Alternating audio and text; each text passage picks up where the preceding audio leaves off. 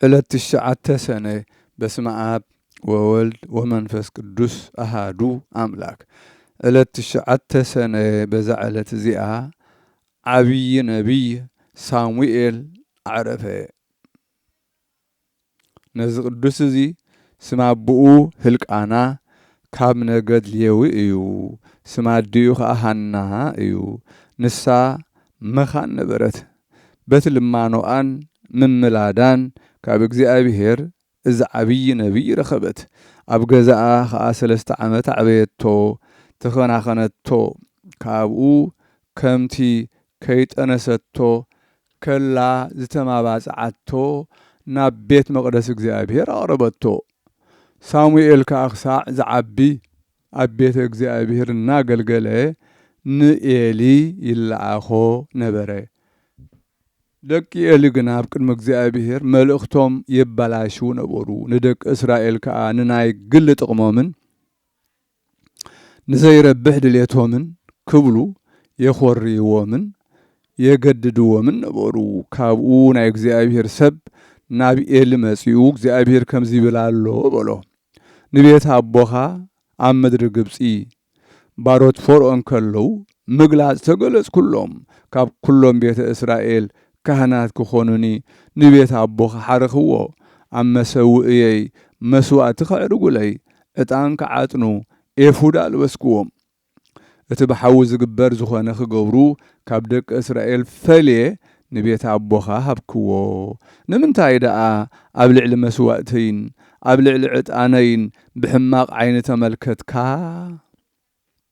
ብዛዕባ እቲ ደቂ እስራኤል ንበረኸት ኢሎም ቀዳማይ መስዋዕቶም ናብ ቅድመይ ዘምጽእዎስ ካባይ ንደቅኻ ፈቶኻ? ብዛዕባ ዝምበኣር እግዚአብሔር ኣምላኽ እስራኤል ከምዚ ይብል ኣሎ፣ ኣነስ ንቤትካን ንቤት ኣቦኻን ንዘለዓለም ከተገልግሉን እሞ ክትከብሩ ኢኹም ኢለ ነበርኩ። ሕጂ ግና ኣይፋልን። ኣነስ ነቶም ዘኽብሩኒ እኽብሮም፣ ነቶም ዝንዕቁኒ ድማ እሕስሮም ይብል እግዚአብሔር። እንሆ ኣብ ቤትካ ኣረጊድ ምንቲ ኸይርከብ ደቅኻን ደቂ ዓሌትካን ዝቐትለለን መዓልታት ክመጻ እየን። ኣብ መሰውእየይ ዘገልግል ሰብ በዕይንቱ ዝፍጽም ብነብሱ ዝተግህ ኣይሰኣንን እዩ። እቶም ካብ ቤትካ ዝተረፉ ኩሎም ግና ብጉብዝናኦም ክወድቁ እዮም። ንዓኻ ከዓ እዚ ተኣምር እዚ ክመጻካ እዩ። ክልቲኦም ደቅኻ ኣፍኒንን ፊንሃስን ብሓንቲ መዓልቲ ብኹናት ክሞቱ እዮም። ንዓይ ከዓ ኣብ ልበይን ኣብ ነብሰይን ዘሎ ድሌተይ ዝገብር እሙን ካህን ከተንስእ እየ። እሙን ቤት ካህንጸሉ እየ። ብኹሉ መዓልታት ከዓ ኣብ ቅድሚ መሲሐይ ከገልግል እዩ። ካብ ቤትካ ዝተረፉ ድማ መጺኦም ምንቲ ቁራስ እንጌራ ንብሩር ኣቦሊ ክሰግዱ እዮም። ቁራስ እንጌራ ምንቲ ክበልዕሲ ኣብ ኣገልግሎት ክህነት ግደፈኒ ክብልዎ እዮም። እዚ ቆልዓ ሳሙኤል ከዓ ኣብ ቅድሚ ኤሊ ንእግዚአብሔር የገልግል ነበረ። በቲ ግዜቲ ቃል እግዚአብሔር ማለት ራእይ ኣይነበረን ኣይርከብን ነበረ። ብድሕሪ እዚ በታ ዕለት እቲኣ ኤሊ ኣብ ቦታኡ ደቂሱ ከሎ ኣዒንቱ ደኺመን ክርኢ ኣይክእልን ነበረ። ኣብቲ ቤተ እግዚአብሔር ዝነበረ መብራህቲ ከይጠፍእ ከሎ ሳሙኤል ኣብ ቤት መቕደስ ኣብ ታቦት እግዚአብሔር ደቂሱ ነበረ። እግዚአብሔር ንሳሙኤል ጸውዖ። ሳሙኤል ሳሙኤል በሎ እሞ ንሱ ከዓ ኣለኹ ኣነ በለ። ናብ ኤሊ ኸይዱ ከዓ ጸዊዕካኒ ኢኻ መጺአኒኹ በለ። ኤሊ ከዓ ኣይጸዋዕኩኻን ኪድ ደቅስ በሎ እሞ ኸደ። ደጊሙ ከዓ እግዚአብሔር ንሳሙኤል ሳሙኤል ሳሙኤል ኢሉ ጸውዖ። ሳሙኤል ከዓ ተንስዩ ናብ ኤሊ ኸደ። ደጊሙ ድማ ጸዊዕካኒ መጺአኒኹ በሎ። ኤሊ እውን ኣይጸዋዕኩኻን ኪድ ደቅስ በሎ። ሳሙኤል ቅድመዚ ንእግዚአብሔር ኣይፈልጦን፣ ቃል እግዚአብሔር ከዓ ተገሊጹሉ ኣይፈልጥን ነበረ። መሊሱ ድማ ንሳልሳይ ጊዜ እግዚአብሔር ንሳሙኤል ጸውዖ። ተንስዩ ከዓ ናብ ኤሊ ኸደ። ጸዊዕካኒ መጺአ ኣለኹ በለ።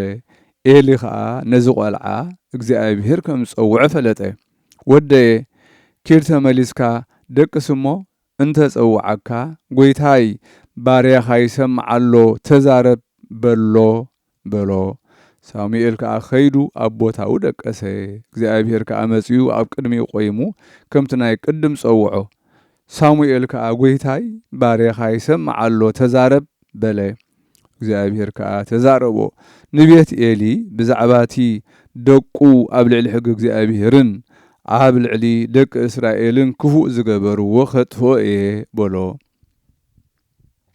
እዚ ኩሉ ከዓ ከምቲ እግዚአብሔር ተዛረቦ ኮነ ብድሕሪዚ እግዚአብሔር ንሳኦል ወዲ ቂስ ንኽቐብኦ እሞ ኣብ ደቂ እስራኤል ንጉስ ክኸውን ኣዘዞ ሳኦል ትእዛዝ እግዚአብሔር ምስ ተሓሰ ድማ መሊሱ ንዳዊት ወዲ እሴይ ንጉስ ነቢይን ካህንን ክኸውን ንኽቐብኦ ኣዘዞ ካብኡ ከዓ ደቂ እስራኤል 20 ዓመት ፈረዶም መርሖም እሞ ብሰላም ዓረፈ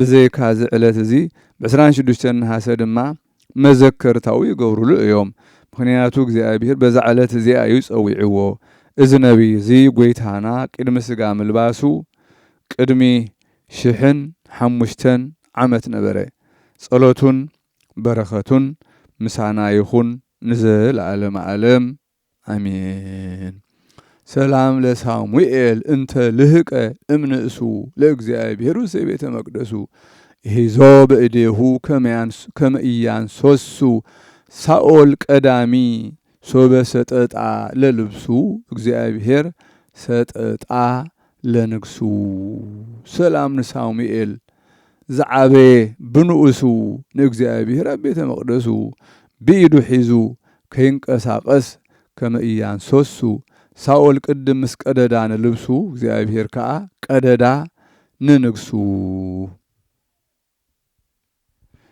በዛ ዕለት እዚኣ ቅዱስ ሉክያኖስን ካልኦትን ምስኡ 4 ሰማዕትነት ተቐበሉ እዚ ቅዱስ እዚ ቅድም ናይ ጣዖት ካህን ነበረ ንሰማዕታት ከሳቂዎም ባሕው ከቃጽልዎም አካላቶም ክቆራርጽዎም ክቐጽዕዎም ምስራአየ ደጊሙውን ዑልያኖስ ንጉስ ንሰማዕታት ብርቱዕ ሃልሃል ተሓውና ብዘለዎ ክውርውርዎም ከሎ ረአዮም እቲ ሓው ግና ኣብኡ እናተመላለሱ ፈጺሙ ዘይተንከፎም ጥዑያት ኮይኖም ንእግዚአብሔር ከመስግንዎ ረአዮም እሞ እዚ ቅዱስ ተደነቀ እቶም ዘገልግሎም ጣዖታት ግና ከምዚ ክገብሩ ከምዘይኽእሉ ተረድኦ እኳ ደኣ ናብ ሓውን ተዝርቢቦምስ ቀልጢፎም ተቃጸሉ ናይዞም ክርስቲያን አምላኽ ንዝመንክር እዚ ዝገብር ግና ብሓቂ አምላኽ ንሱ ይበለ ካብኡ ኣብ ቅድሚ ንጉስ ቆመ ኣነ ብግልጽ ክርስቲያን የበለ ሽዑ ናብ ንጉስ ኣቕረብዎ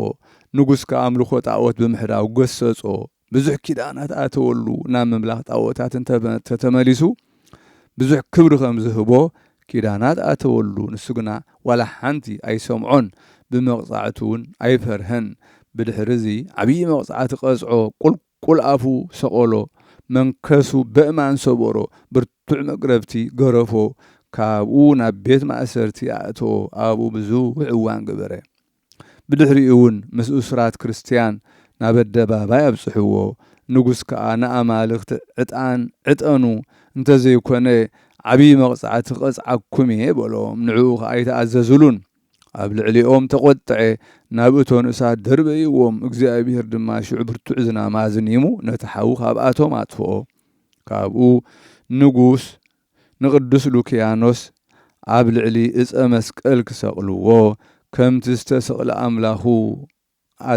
እናበለ ኣዘዘ ንሱ እውን ይሰቐል በለ ኣብ ስጋኡ ነዋሕቲ መሳምር ኣእተውሉ ሽዑ ነፍሱ ናብ ኢድ እግዚአብሔር አረከበ ነቶም 4 ሰውኡት ከዓ ራእሶም ብሰይፍ ቆረጽዎም ናይ መንግስተ ሰማያት ኣክሊለ ሰማዕትነት ተቀበሉ በረኸቶም ምሳና ትኹን ዘለዓለም ዓለም አሜን ሰላም ለሉክያኖስ ዘአድማ ተወድሶ ምስለ 4 እደው ስቃያተ ስም በተአግሶ ሶበለ አማልክት ኢሶአ በተሃይሶ ጊዜ ቀነውዎ መጠወ ነፍሶ እምድህረ ሰበሩ በአእባን መንከሶ ሰላም ንሉክያኖስ ዘድመዐ ምውዳስ سربعة سبوت سقاي سماعتنت بمعقاس نأمالخت زي سوئ بممسماس مشنكرو عوفي نفس بأمانون سبابرو ناسنانو منكس بزعلت زيا نيوهانس إبسكوبوسن نأركلا باباسن مذكرتهم يا بركتهم سانات تخون نزل علم آمين.